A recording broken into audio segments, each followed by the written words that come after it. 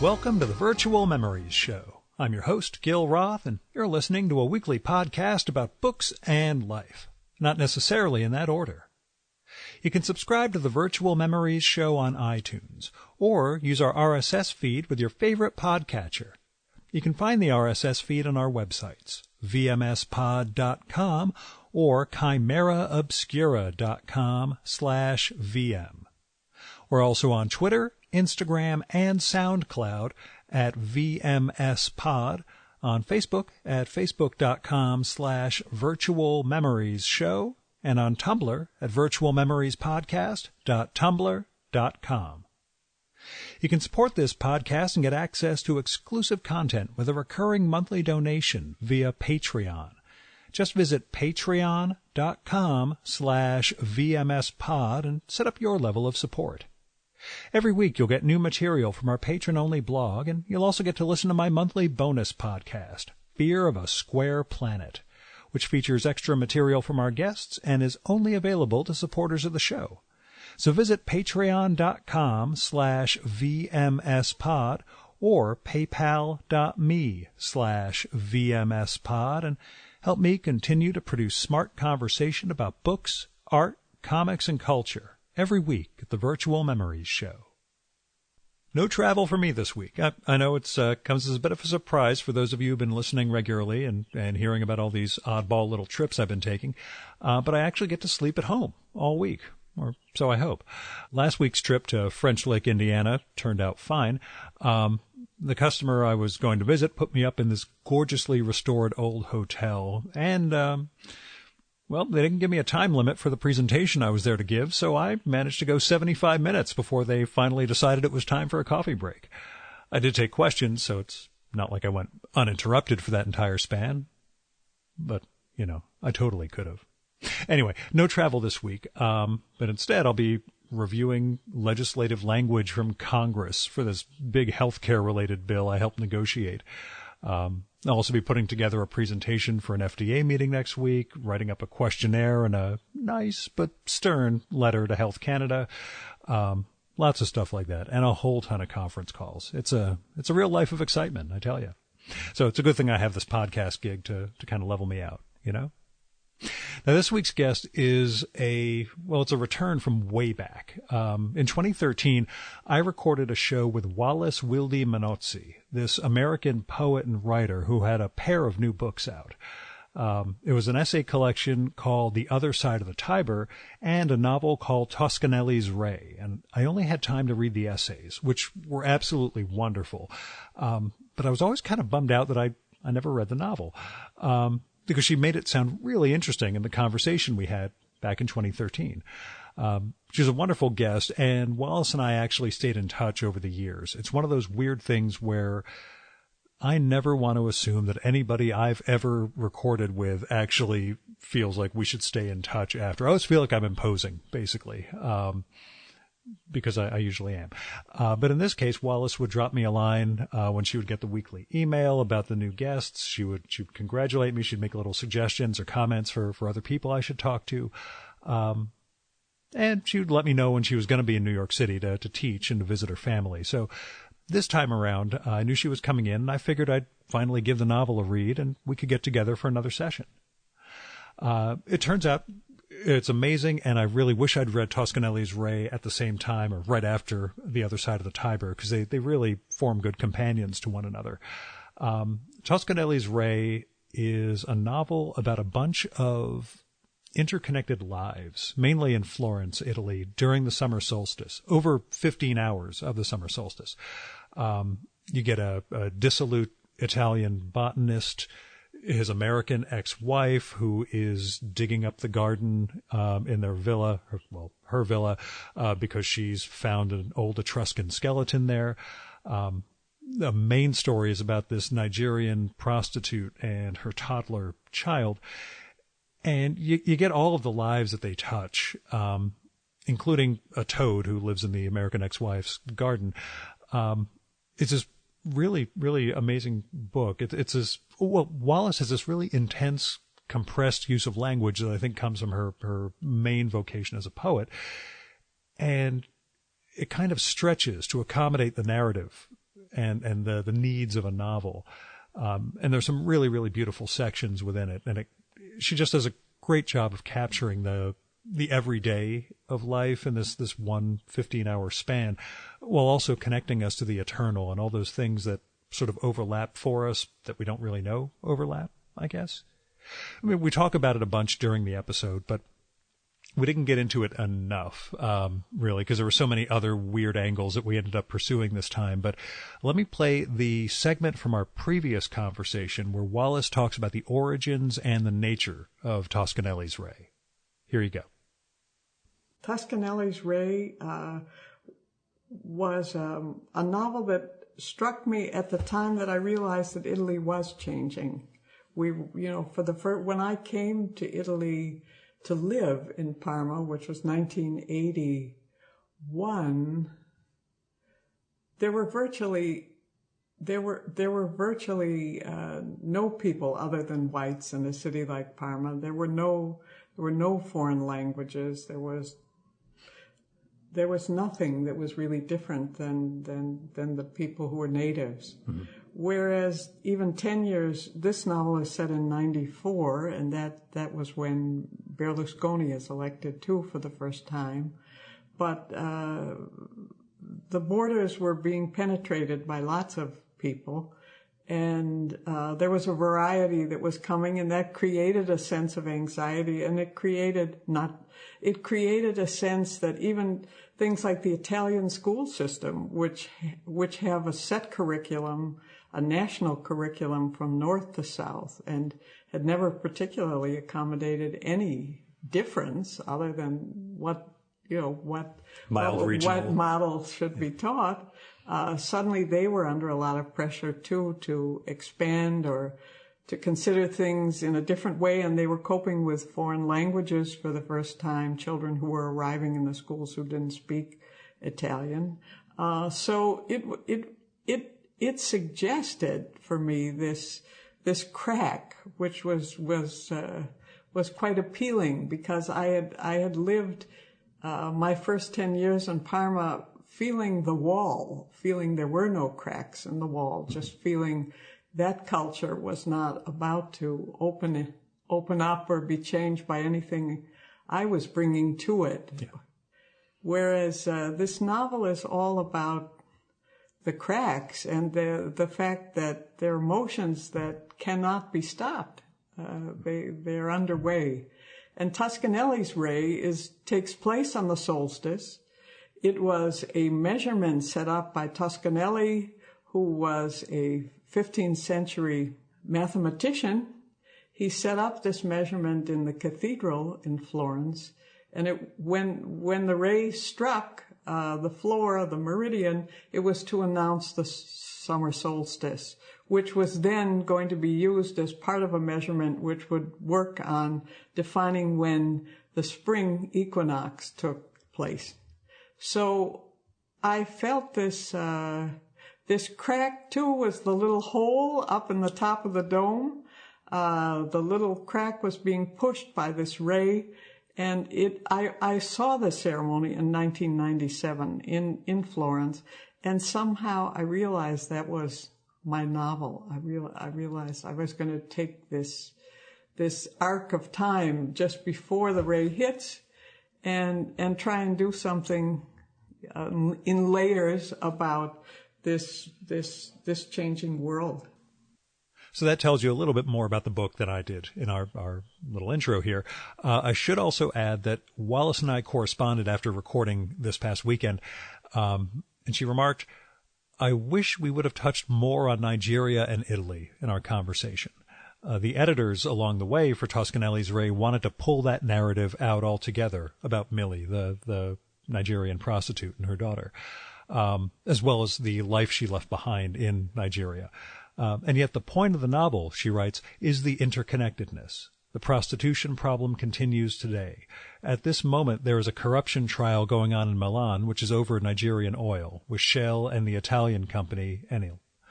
The amount of bribes involved is something around 200 million euros. So the character Ramada, Millie's son, who was protesting Shell in 1994, was not that far off.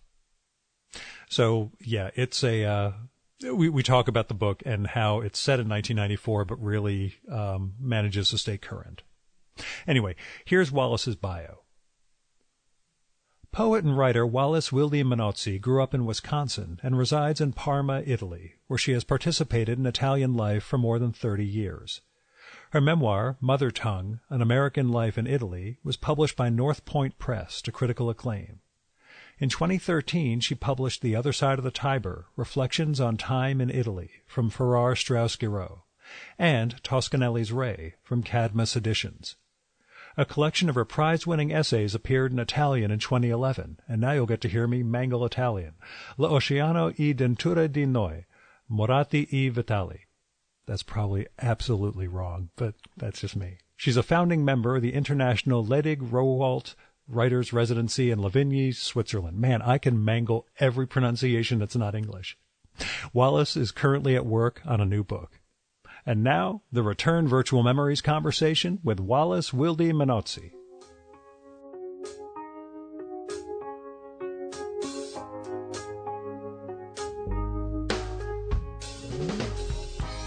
So it's been 4 years since we got together. The last time we talked, well, the very end of our conversation was about Tuscan Nellies Ray, which we're going to talk about this time. But earlier in the conversation, you talk about Michelangelo, art, and becoming. Mm-hmm. What have the last 4 years been like? What's becoming for you? Good, interesting. Becoming was trying to return to poetry, but poetry is a gift. You can open yourself up to it, but it comes when it wants to. So some of becoming has been trying to figure out if I can open myself up to the muse, because I got quite involved with prose. And every time I finished something in prose, I thought, well, since I'm in prose, I may as well do one more thing. But then you reach a certain age and you think, well, if the end is presumably, if not in sight, it's at least more obvious. What is it I would like to end up doing or becoming as a writer? And it's always been to call up the poetic voice, to find the language that's really closer to the soul. And so I returned to writing poetry, which I've continued to do. I've got, I think, 5 or 6 manuscripts and continue to publish it. But I must say, in terms of becoming, I also opened myself up to the power of words, the power of language, and the importance of listening. And I've done quite a bit in narrative medicine, which is a subject that was developed at Columbia University. Mm-hmm. I've taught for Columbia in their creative writing master's program, but I've also taught in narrative medicine in the creative. What's that involve? It involves it's a subject that they developed about. Rita Sharon was the person who developed it specifically.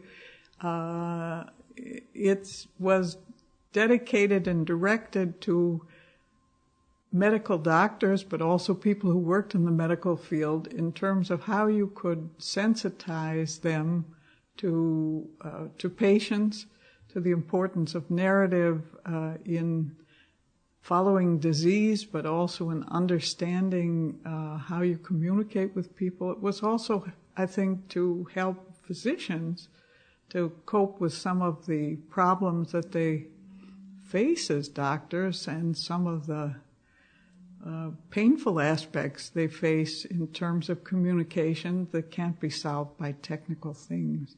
And so the narrative medicine at Columbia has developed into a 2-year master's degree, basically taken by doctors, but many social workers, some nurses and stuff. And it's to teach critical skills, reading critically so you understand how narrative works, and writing skills to, again, explore in your own personal sense and perhaps imaginatively how you can tell stories, how you can listen to stories. And there are other aspects to the program, but basically it's one of raising consciousness and giving you a set of tools to be a person who can work in the fields of healing more effectively. And that's in terms of understanding the patient's, again, the patient's perhaps unspoken narrative? Their unspoken narrative, it's understanding your unspoken narrative, your own unspoken narrative as a doctor, a social worker, or what you're bringing to this thing that prevents you from hearing what maybe you should hear. And teaching you also, I think, what kind of things are imposed by systems, by time. And I just recently, really, since it's one of the reasons I was here at this particular time. Columbia just offered, in relation to the narrative medicine program, they offered a workshop of 3 days, which was on narrative and its importance in racism and human rights and prison narrative. Mm-hmm. And so they're expanding, and as far as their curriculum goes, I think it's something that's expanding all around the world in various forms. And I actually will be teaching it again in Rome this year. I'll be teaching in Italian and teaching people who are taking this master's degree from Africa and from Asia. So, quite a varied group. How'd you get involved in the narrative medicine program to begin with? Was it part of your proximity at Columbia? No, it was really the Italian side. Oh. I work with a doctor there who's interested in communication, and I've probably always been interested in listening, and I've always been interested in how you could communicate better. And then there was a movement in America that started a long time ago, which was death and dying, and how many ways we closed down that argument instead of opening it up. And it's been developed by many people. And I think I lost a little son before I had my daughter, and somehow I probably never left after that my interest in how you might open up discussions around death, how much stuff people keep shut inside, and how doctors too could open the doors to patients. But again, doctors don't want to admit situations where death is going to occur, right. And how they can open it up to themselves, how they can. Is there a cultural gap at all between Italy and America in terms of who's more willing to talk about death? Well, let's say that nobody wants to talk about death in a way. Open to, but I think in Italy, I don't know how much it really is open to the discussion, but I think in Italy, the church thinks it's a topic, but definitely in the health field, it's considered absolutely not a topic for doctors to really bring up. And it's nothing you should ever tell a patient. You should never say, you have this and it's terminal. And I think that's almost a cultural taboo. Mm-hmm. You just don't do that. And I remember many times, but I remember specifically quite a famous poet in Italy. His daughter was dying of cancer. And I was there, and she sent her mother out, and she said to me, I know I'm dying, but she said, I'm not allowed to tell my family anything. We carry on this charade, because in many, many ways, culturally, it's just, everybody would prefer to just go around the topic. I'm glad we started in such an upbeat yes, exactly. I guess we'll try and liven the conversation. How does America survive 4 years of our Berlusconi? I think it's an interesting thing, and I think it's probably a good thing for writers, because we often are complaining or analyzing things or feeling, sort of complaining about a little wart when there are many deeper issues.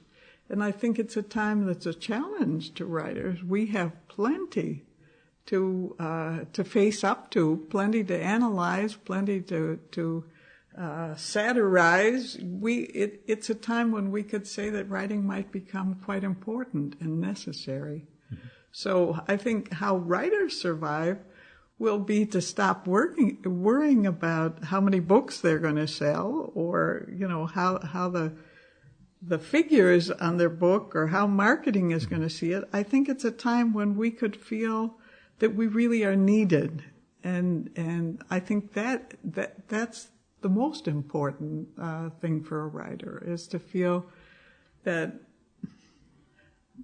you could make a difference. And from your experience in Italy during the Berlusconi years, are there aspects of survival methods, I guess, ideas on your part? Well, I think it was a very good time for comedians in Italy, and there was no lack of really powerful comedy and satire. But I think it was the difference between Berlusconi. I think there are many differences between Berlusconi and Trump, and you could just start with the fact that Trump is leading the most powerful country on earth. Mm-hmm. And what we do at any level, from economics to, the bombs we drop and the kind of things we have to say, we have a far greater impact than Berlusconi ever had on anything. Mm-hmm. And that's, I think, it would, as Italians, you would say, magari. You could almost say, gee, it would be great if he was just as bad as Berlusconi. It wouldn't be too bad because the impact isn't the same. And right. Instead, this is a real challenge for Americans and a challenge for the world. And I think living outside the country, you feel it very deeply indeed. Is there a degree to which you were the representative American this past election season and beyond, back at home in Italy? That people would look to you as though, what are they doing back in America? As though you were, an authority on it? Well, I think that's always true. You become a stereotypic, stand-in for everybody. Sort of what does America think about this? And so, sure, I was a stand-in, and immediately after the election, the La Repubblica calls and says, how do you see this, and what do you have to say?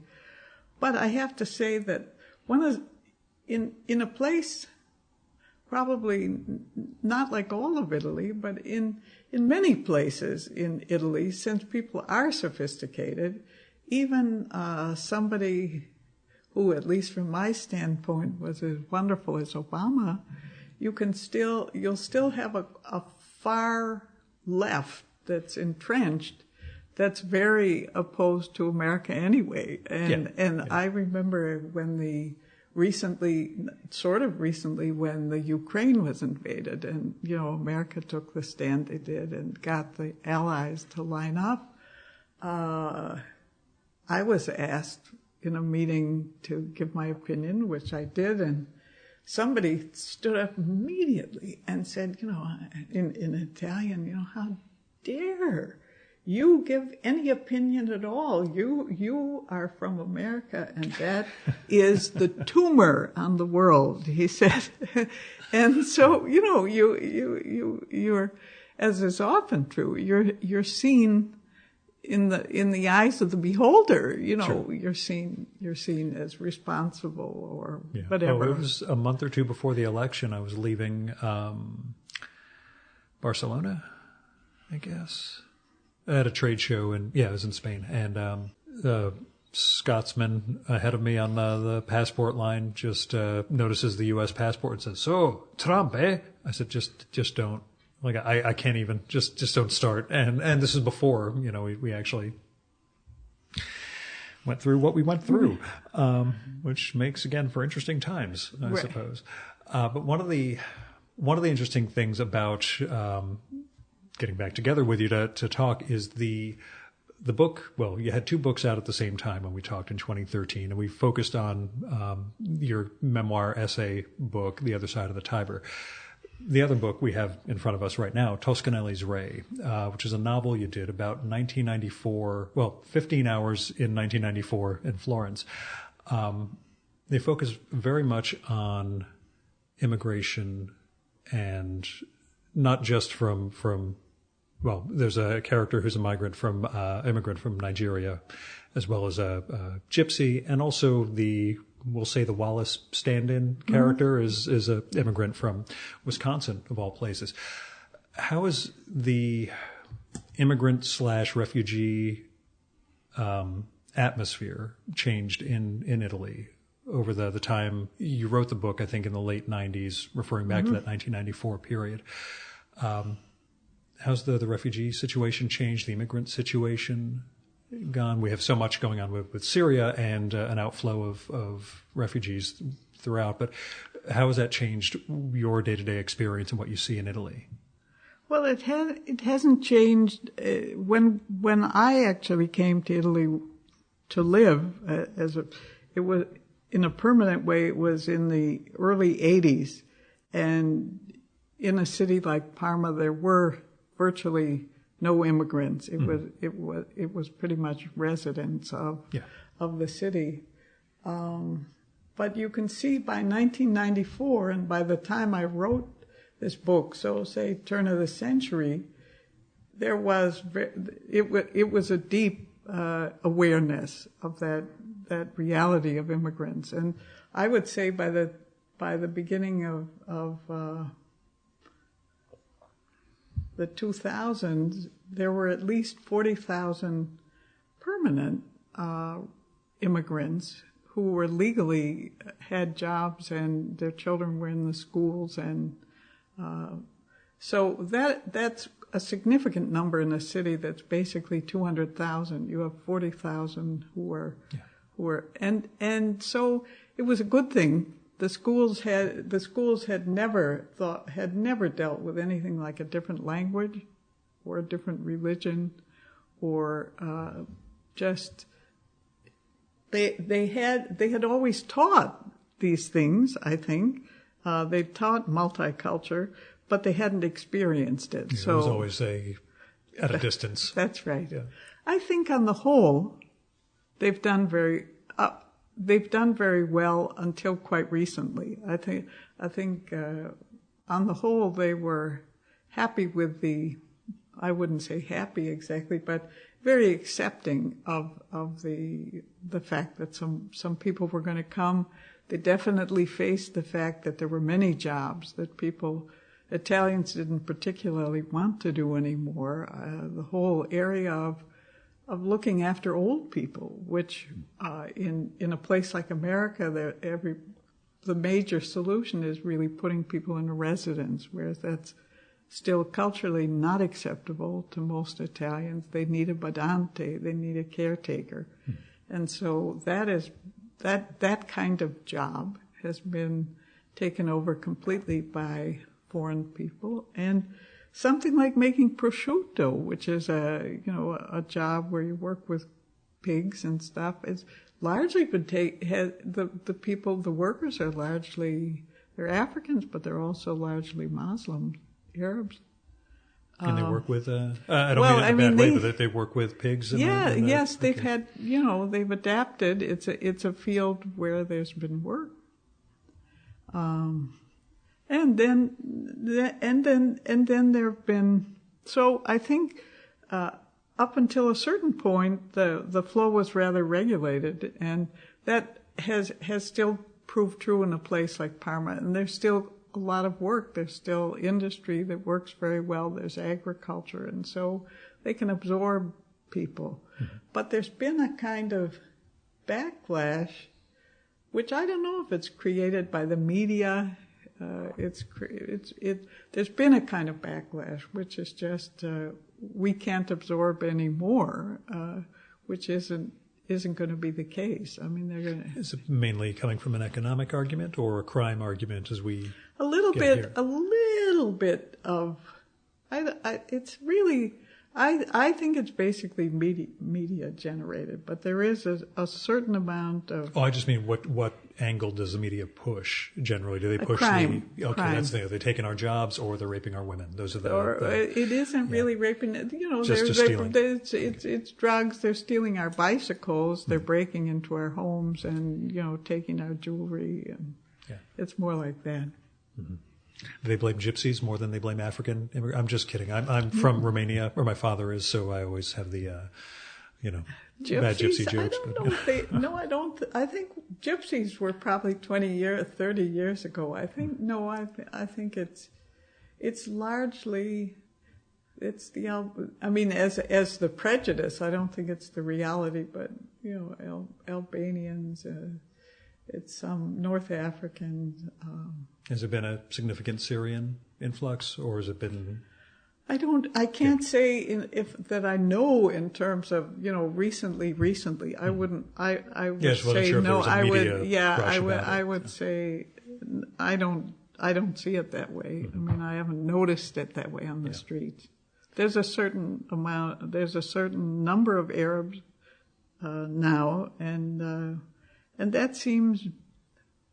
Up till now, it seems fairly balanced, but there are people who definitely think that it should go no further. Yeah, but there always are. Mm-hmm. Exactly. Would have kept my people out. They did keep my people out actually back in the 30s. So, how do you think the book has aged? Not from the 2013 publication, but from the framework in which you were writing it. I hate to say this, but I think it was ahead of its time, and I think it's kind of moving into its time. I just got a letter a couple of days ago from a reader who said it reminded them so much of Between the Acts by Virginia Woolf, which was her last book. And I was very touched by it. I certainly hadn't made that connection. But there are certain similarities. There's really a. Then I have to ask you how you think it's aged, because maybe it was based on the difference between things and words, and the fact that these opening things which was taking. Herman Melville. Is it an epigram or an epigraph? I always forget which I think they're epigraph. But okay, good. I always screw that up. I do too, probably. Moby Dick, where he was saying, the sun sort of shines on the workman's arm with some ethereal light. In other words, in the most common man, there's something that's absolutely equal to somebody who is socially established and so on. Mm-hmm. And he says, then against all mortal critics bear me out in it, thou just spirit of equality, which has spread one royal mantle of humanity over all my kind. And so there's this idea of the light, in a way, spreading a mantle of equality over everyone. And then it's Kundera's quote where he says, there would seem to be nothing more obvious, more tangible and palpable than the present moment. And yet it eludes us completely. And that was what I thought in 94 too, was the fact we don't see this equality. It's all set up in quite narrow sort of focuses. And we don't see, well, Woolf says that when she's in The Wave, she says, she would like to sketch the night and then fill it fuller and fuller with stars from dreams. And in a way, the characters, once I sort of saw who they were and saw nature was going on at the same time, so we have, like our toad, and we have different, we have Arvan, our peacock. Peacock, who wants to be a chicken, and we have our Etruscan, who's also coming from another civilization. I think for me it was trying to, in a way, it was already projecting the world we're going into, which is we're shoulder to shoulder with a lot of people, and we assume we know them in a way that we don't, but we don't assume that we don't know them in the way that we should, which is really, in other words, it's not just that it's a gypsy, it's also a person with an inner life and a past and a culture and some. And so I thought of it as a polyphonic novel.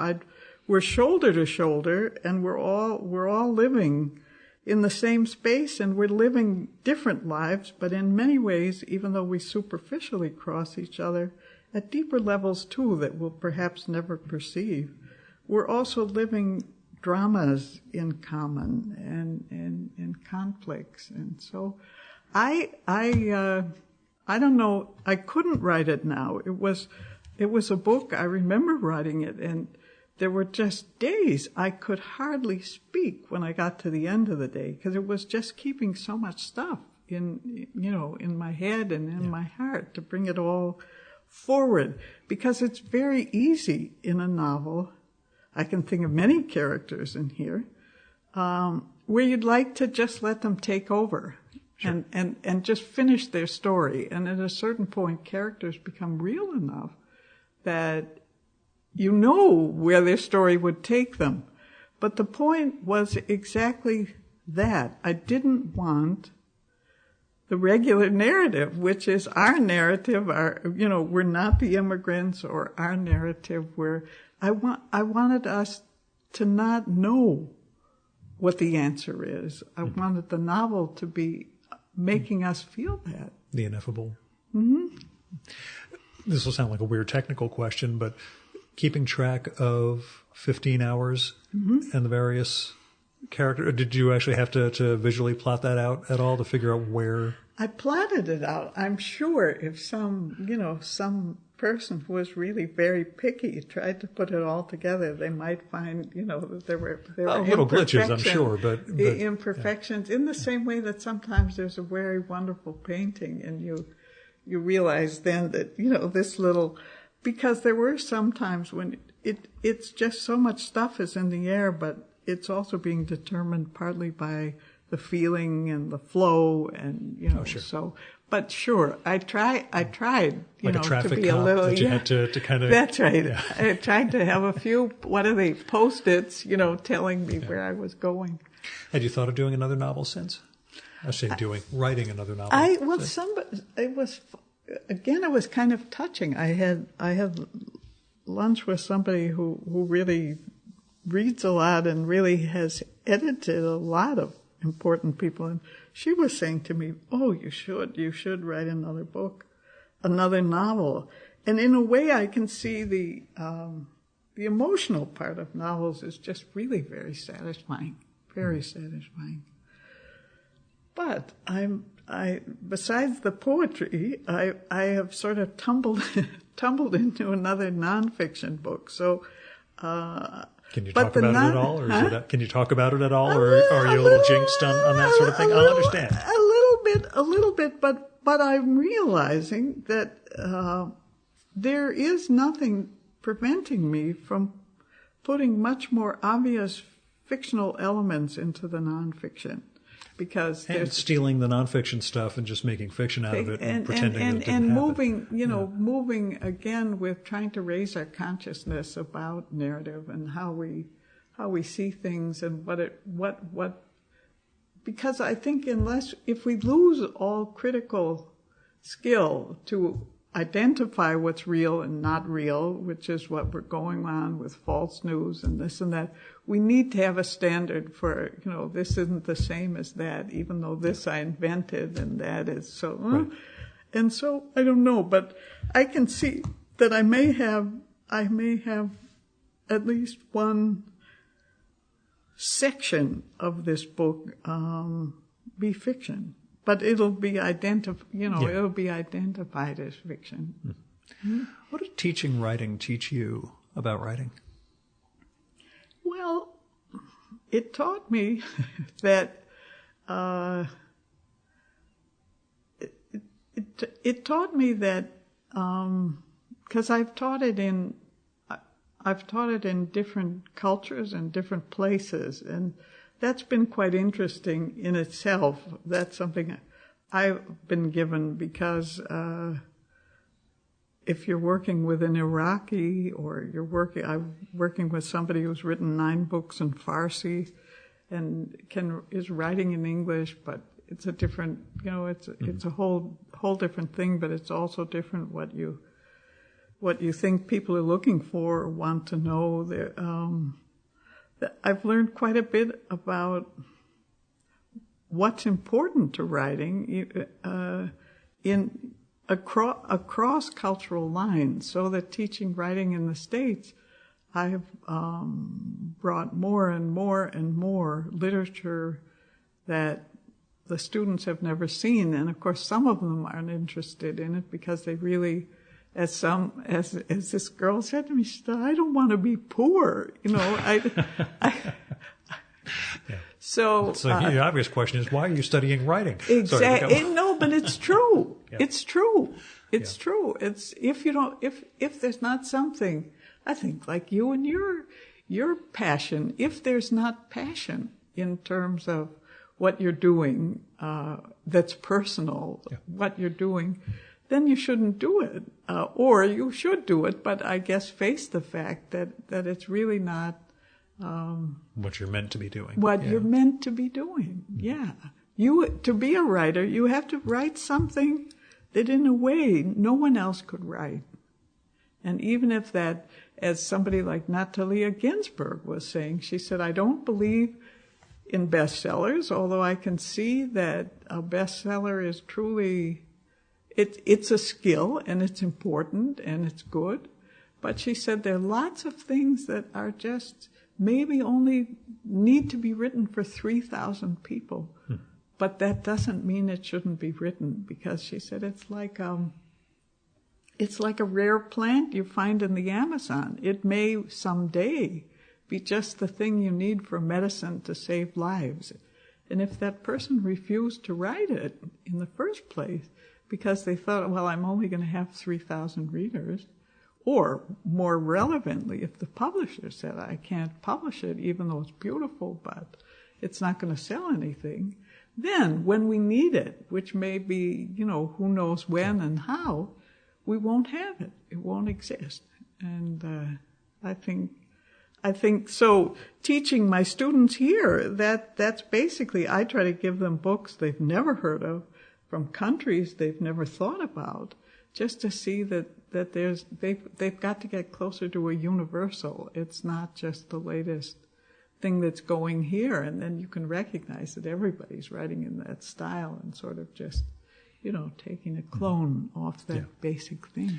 Do students in Italy have any more sense of a cosmopolitan readership? I don't know if it's a good question. I don't know that it's more cosmopolitan. It's certainly Italian. They read, and of course they do read more broadly perhaps, because Italian culture is referential and long. So what you have is you have a student who, if he or she considers writing, is extremely well educated in terms of Italian literature. So they're really well trained, and they really have also training in language. I would say they've most likely had at least 5 years of Latin, and they've had, unlike us, they will have studied the Italian language from first grade until they graduate from liceo, which means they've had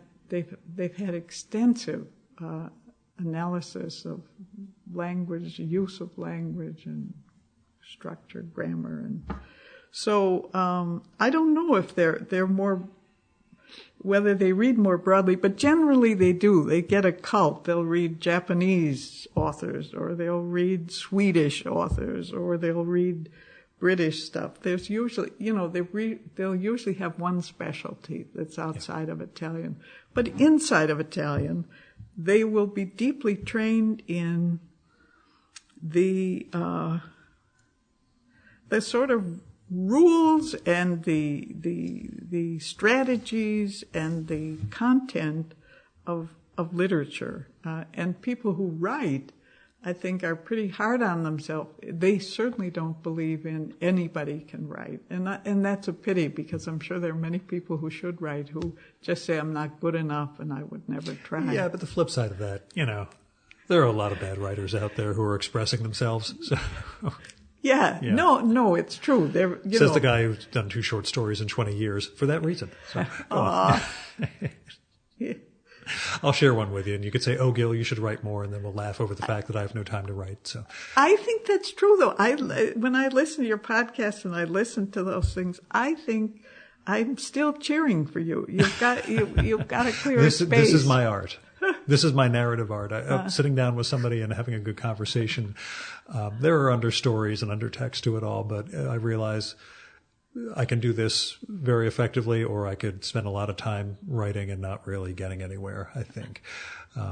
Because I have to spend part of my time writing docket submissions to the FDA and Health Canada and all those different groups. So, your favorite of the 3 books of the Divine Comedy? Only because when we talked 4 years ago, I had yet to read Dante at that point, and I finally did about a year later. Not the Clive James version, which we talked about back then, but Derling and Fernandez, I think, University of California thing. And I want your take before I give you mine on which of the 3... The 3... Inferno, Purgatorio, or Paradiso? Or Paradiso? Well, I don't know that it hasn't changed. I think today. Today, Paradiso. Yeah. Yeah. I've only read once. Purgatory guy for me, because there's actually change, which we talk about becoming at the very beginning of this conversation. That sense that the souls there are the ones that are actually in the process of something. Of something, sure. Well, that's... Also, because I could not visualize a lot of Paradiso as I was reading it. Maybe I need to go back and read it again and again. But what was your first experience with Dante? What was my first experience? Well, first probably was in university, great books. And I suspect then we started with we had to read the whole thing, but I think we were, 17, 18, I'm sure it was the Inferno. The Inferno, because that's we'll say the sexy one. That's right. And probably that's why it makes me smile to say Paradiso, and I don't know if I could really defend it, but I certainly knew nothing about it when I read it the first. I mean, I didn't relate to it even slightly, whereas as you get more hoary-headed, and you begin to think about things in a different way, and I suppose the mysticism and somehow the eternal part, for me, not necessarily of myself, but the eternal part of existence and this whole mystery. Yeah, very beautiful in many parts of those cantos. Are there other books or poems that have evolved for you? That have evolved. That are ones that you... Yeah, that I thought one way and then thought another. I'm sorry to put you on the spot, but of course that's the key question to everything in my life. So. I think I need a space. I've got some ideas of books that if I reread them now, I'm very curious to see if they would have the effect. If I think of like the existential writers, again, I haven't read many of them since I was young. And they had such an enormous impact. And that was the time in which to read them. That's right. Just enormous. And I'd like, I sort of want to know, and I sort of don't want to know whether they would still light the flames that they did then. What is it? Sitting in the existential cafe. Yeah, the Sarah Bakewell. Yeah. We were supposed to record last year, but she didn't have the time. She was coming out to Princeton and New York, and I dutifully read the book and lined up a whole bunch of questions. And 2 days before, it was, sorry, can't do it. I'm like, it was because in some way she explores in tangential. By proxy, she could be your... That's right. What it was like then, and then how she approached them later. Yeah. I think she has herself as a 20-year-old sitting in Reading, England. That's what bummed me out. There wasn't enough of her young experience reading it. There was much more of the current day Bakewell reflecting on the authors themselves, where I would have liked a little more of the embarrassing stuff about who you were when you were first enjoying it. I was at a dinner a couple of weeks ago with some trade press people at my day job, and someone young was asking each of us about favorite books, and then she chimed in with some Ayn Rand thing, and I said, I never read Atlas Shrugged. Why not? I'm like, because I'm an adult, was my answer. There's a time, and that's pretty much 18 or 19. After that, it's Unless you let it influence you at that age and you keep going. That's I know, right. But, and I deal with some of them at my day job, but but yeah, there are those books that mean the world to us when we're young that we're a little not embarrassed about, but that don't hold up, I guess, as we age or as we experience more. That's right. As we experience more, I was thinking even a book that as beautiful as The Great Gatsby in terms of how it's written and how gorgeous the language is and everything is. I reread it a few years ago, and they all felt so young. Yeah. I had the same thing. I did a few years ago and felt, I think from the chronology, Gatsby can't be older than 26 or 27, and there was a degree of, you don't know anything. Everything you've gained and all that, you don't understand what time is. You don't. That's right. And somehow the book, which did shimmer and seem it seemed kind of light. Mm-hmm.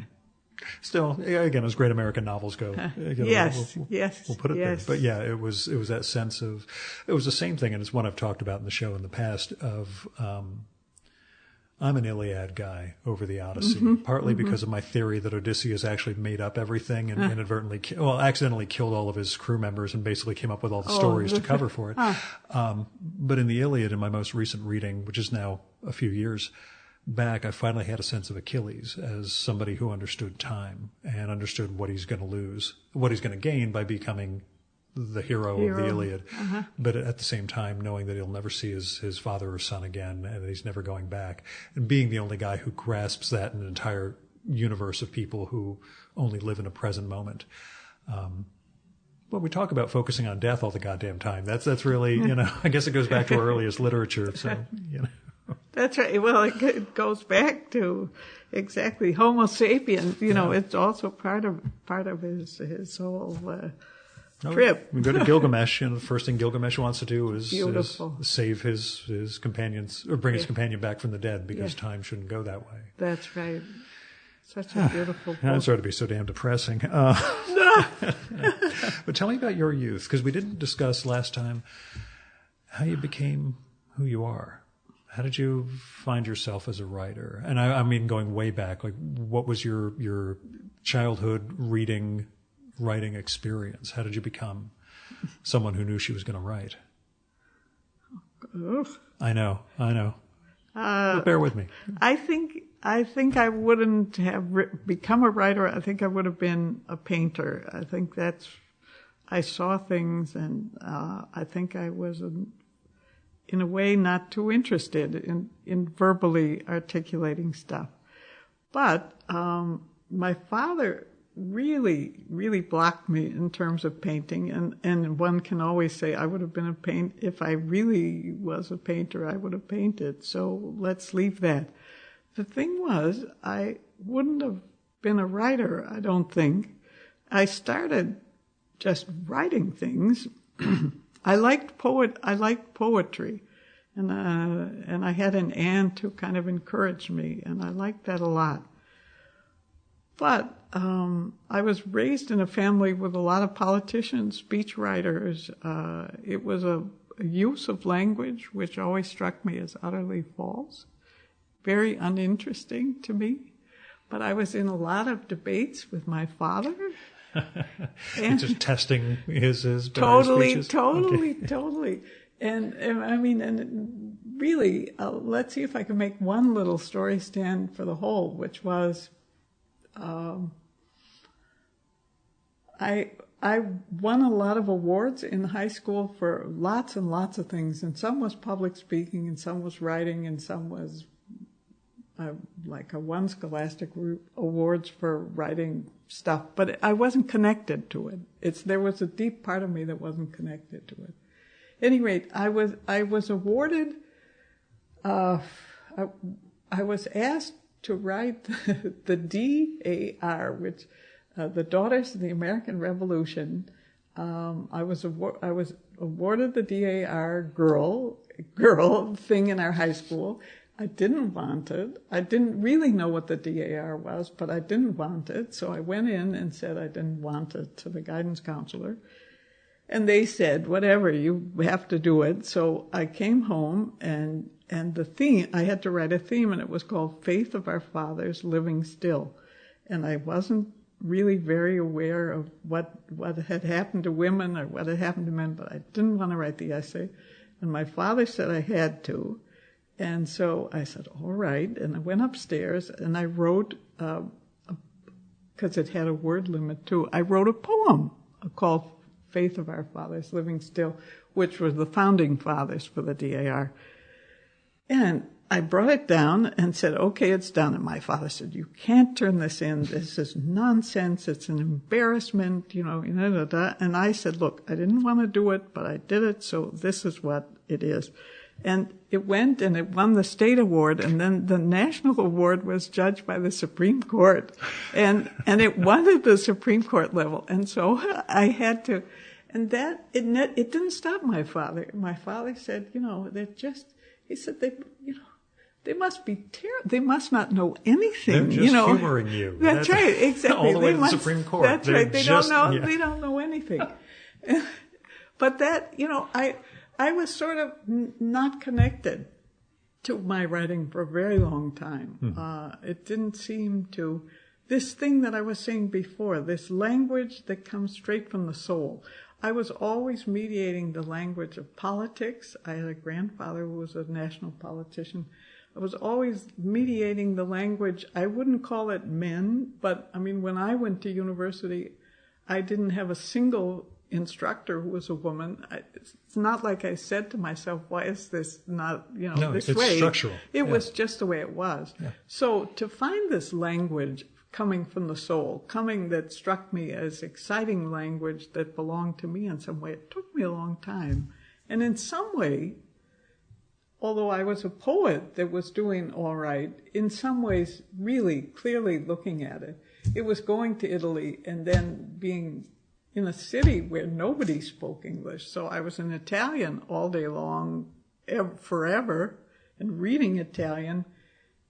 I was again on the other side of language, and that sort of plunged me back into the fact that I had to define it. I had to figure it out, and then I had to decide if it was important to express something about what I learned.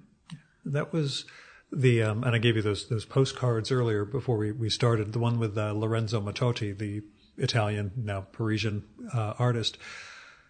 His English is fine. He doesn't think his English is fine. So I found myself stripping down language, a lot of the goofy asides and all the under my breath stuff, that all had to go away, and there had to be a sense of directness in terms of what I was asking. And in fact, next week I've got one with a Lebanese, now French author whose U.S. publisher set us up, and then only a few days ago realized I've never actually had a conversation with him not in French, so I'm not sure how his English is going to be. I said, well, it's going to be a surprise for all of us. Let's go ahead with this because I've got him scheduled for next week. So you'll find out a week after your episode whether that one actually worked out. But did that sense of having to distill language down? Yes. In terms of essences, was that a key to developing a poetic voice for you?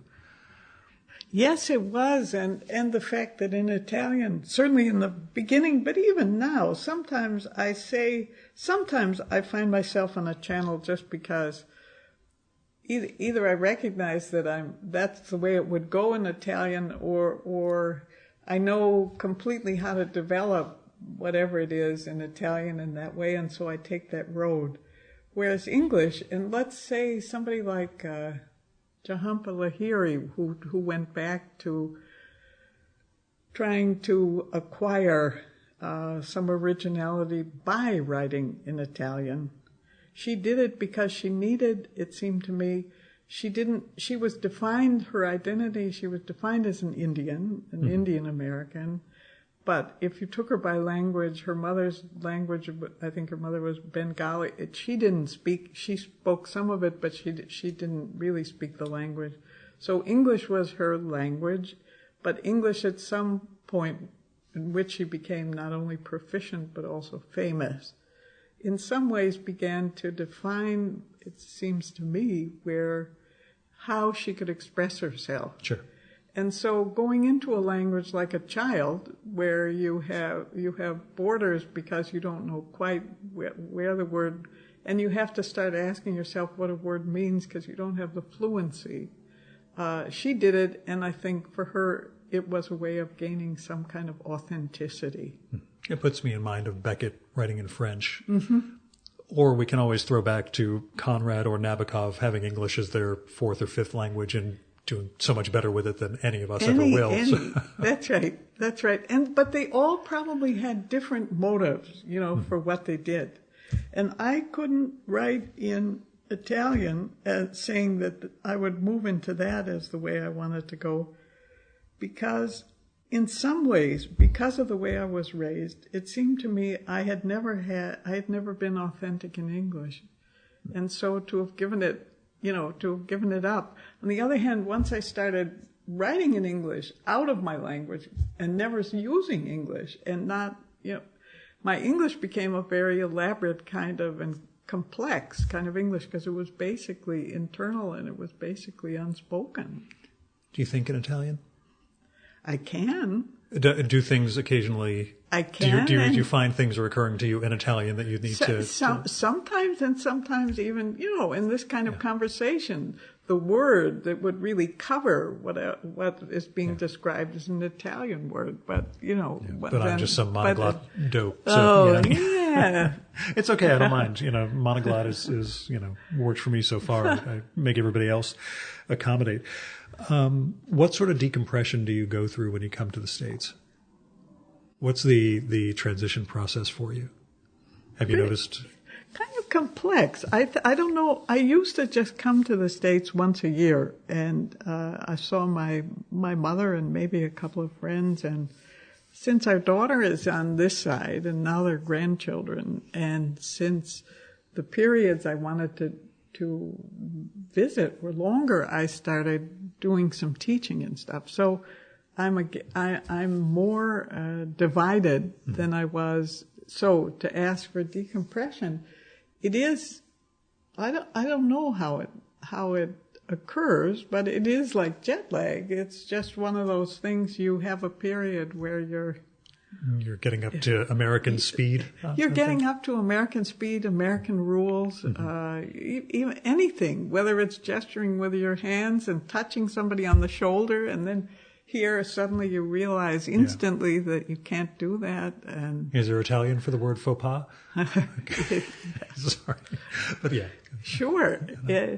Non si può fare quello. It's just and so that then you go back to the other side, and I think one feels on both sides that neither side of the people wants to hear too much about the other place. I mean, it's not, they don't want to hear negative or positive, but basically you drop back into another life, another set of expectations. And do you find it's a different person? That you're a different person? A little bit, but I hope, as I've gotten older, and that goes back again to this language from the soul, I hope I can access something that isn't so influenced by just coming from one place to the other. I hope it's a deeper security and a deeper kind of maybe even courage, where you don't have to talk all the time, you don't have to defend everything doesn't have to have a meaning, but on the other hand, you can speak out without mediating that this isn't going to go down well in this place or, in that place. It's a kind of freedom. Yeah, I think of that in terms of social media, which comes up a lot in these conversations about people who are a different person online than they are in real life. And we all have our personae for different situations that we're in, but, it seems to me that you have two distinct spheres like this, that are both very, very important in terms of defining who you are. So I was just wondering if either one of them would consider the other one to be fake or anything. So. Not fake. And just different. Not fake.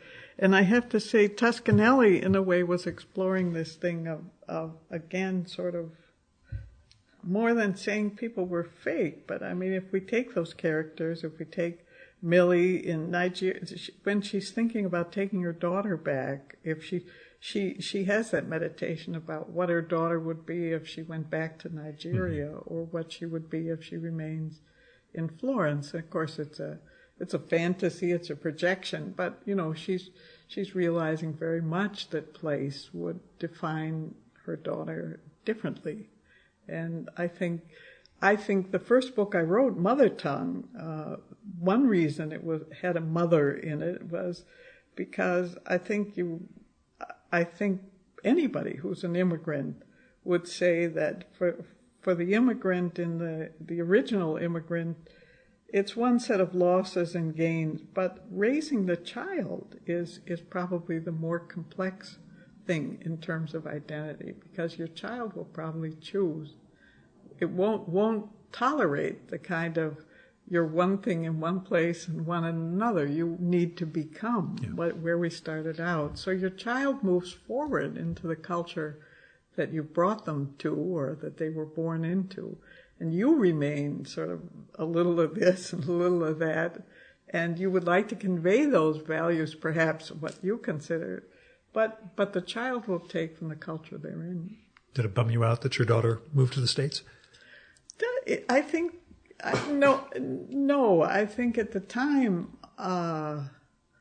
Italy is a difficult place Italy is a place where there's not much mobility, and people often are working at jobs that they're way overqualified for. And they live their lives richly. I think that's why they cook, that's why they go to museums, why music is so good, why so much. They live their lives frustrated in the sense that they have some dreams that they never even imagined pursuing because the society they don't see where the offer would come, and they'll often say, I couldn't leave my parents because they'll grow old, or I couldn't do it. So instead, I think that side of me as an American, I don't think one wants one's children to be far away, but the fact that there weren't going to be deep opportunities if she stayed in Parma, I was glad she had the courage and the energy to put herself into the journey of life, and just see she went to Switzerland and then from there to New York. Last question, I promise, because I won't eat up your whole weekend. What food do you miss when you're over here? I think it's not a specific food because my husband and I both cook. We even make pasta but I probably miss produce living. It's the quality of some of the food in terms of quality and price. If you, in Italy where we live, we're in a co-op, and I know there are co-ops here, but there isn't a co-op where we are right here. But in a co-op, there in Italy, the stuff is so of such superb quality and such reasonable prices, because it isn't an item for somebody who's in the know, or it isn't an item, and it isn't something it's defined as organic that costs so much money because the methods are such. So I think in general, you can. Bread, though, probably, maybe, although I make bread, but bread is such a basic thing. In a society that has good bread, you say, oh, they know what they're doing, they know what counts. Whereas here, it's hard to find good bread, not always, and it's expensive. Whereas bread is one of those things in Italy, like many things, where the hand of government extends in terms of the social welfare. Bread is a price-controlled commodity because everybody should have bread and be able to afford bread, and so the prices are kept artificially, in line. Mm-hmm. We'll leave it with that before we get into a discussion about government price controls. Wallis Wilde-Menozzi, thanks so much for coming back on the Virtual Memories Show. Oh, thanks for having me. It's nice to see you.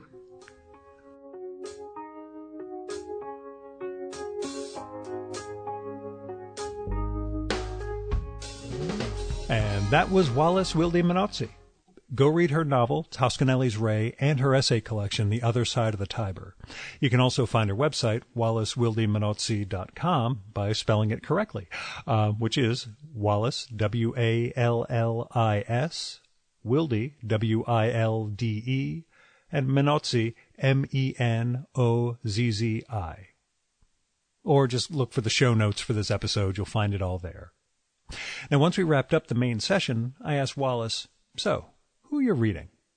If you want to hear her answer to that, and we talk a bit about Elena Ferrante, you'll need to become a supporter of the Virtual Memories Show so you can get access to our monthly bonus podcast, Fear of a Square Planet. You can do that at patreon.com/VMSpod or paypal.me/VMSpod. I've got all sorts of goals and goodies in place for supporters of the show, including that podcast, patron-only blog, handwritten show notes for every episode. I'm getting close to launching a series of ebooks, and more. So go to patreon.com/VMSpod and support the art of fine conversation. This one was recorded at Wallis's apartment in Bronxville, New York. That was only $5 on the Tappan Zee, but I got a parking ticket because Wallis, her husband Paolo, and I shot the breeze for quite a while after we finished the recording, so that was another $45. If you want to help defray some of the costs of the Virtual Memories Show, like web hosting, travel, equipment, and the penalties when I gab on way too much, then visit patreon.com/VMSpod or paypal.me/VMSpod and make a one-time or recurring donation. Special thanks go out to Kevin Katila, John Wendler, Michael Janizik, Fred Kish, Jonathan Kranz, Andrew Mason, Greg Tanner, Zach Martin, Craig P. Steffen, and Ron Slate for going over and above in their support of the Virtual Memories Show. We've got the full list of show supporters at chimeraobscura.com/VM. Now, our music for this episode is Nothing's Gonna Bring Me Down by David Bayerwald, used with permission from the artist. David has a reunion project, I think, with his great 80s band, David and David, and you can find out more and support that at facebook.com/DavidandDavidMusic. And that's it for this week's Virtual Memories Show. Thanks so much for listening. We'll be back next week, I hope, with Sharif Majdalani, author of the wonderful novel Moving the Palace, which just came out in translation from New Vessel Press. We haven't recorded yet, and I have no idea how good his English is, so don't freak out if next week's show is with someone else, okay? I do have 4 different shows lined up for next Thursday through Sunday, so I'm hoping we'll finally get ahead of things after this week. You never know how it's going to turn out. Until next time, you can subscribe to the Virtual Memories Show and download past episodes at the iTunes Store, or at soundcloud.com/VMSpod. You can also find all our episodes and get on our email list at either of our websites, vmspod.com or chimeraobscura.com/VM. And the email is kind of fun. I send it out every week. There's just a little blurb about the new episode, and then I go into a sort of essayistic reverie. If you're into that sort of thing, I think it's kind of fun.